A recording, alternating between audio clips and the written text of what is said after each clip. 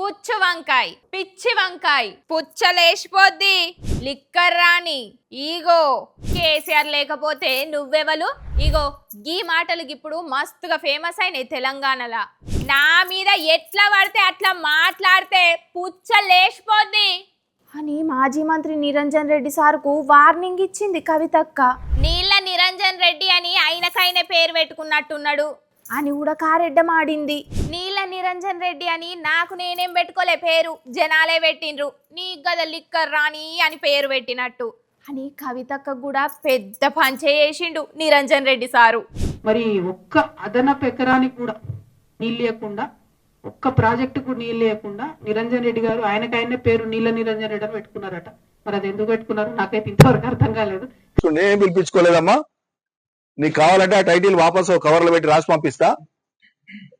నీ టైటిల్ తో నువ్వు సంతోషంగా ఉండు జీవితకాలం. లిక్కర్ రాణి అని నాకేం అభ్యంతరం లేదు. లిక్కర్ రాణి అని కారు పార్టీ లీడర్ అంటున్నాడంటే కవితక్క లిక్కర్ స్కామ్ చేసిందని కారు పార్టీకి ఇప్పుడు ఒప్పుకున్నట్టేనా అని ప్రశ్నలు అడుగుతున్నారు మరి బయట తదిమ పాటోళ్ళు. మంచిగా ఓడిపోయినావు, ఇంకెక్కువ మెజార్టీ తోటి ఓడిపోతే మంచిగుండు అని కవితక్క అంటే, మరి నువ్వెట్లా ఓడిపోయినావు నిజామాబాద్లా అని నిరంజన్ రెడ్డి సార్ కౌంటర్ వేసిండు.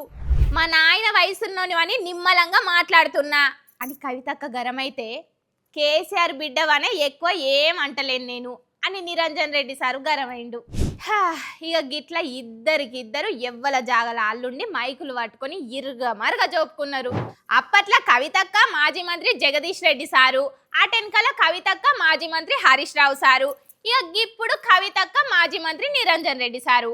ఇక మరి రేపట్ల ఎవరెవరున్నారో కవితక్క లిస్టులో కానీ అధికారంలో ఉన్న షేపాటి లీడర్లతోటి కంటే ఎక్కువగా నిన్న మొన్నటి దాకున్న కారు పాటలతోటే పంచాదులు పెట్టుకుంటున్నది కవితక్క.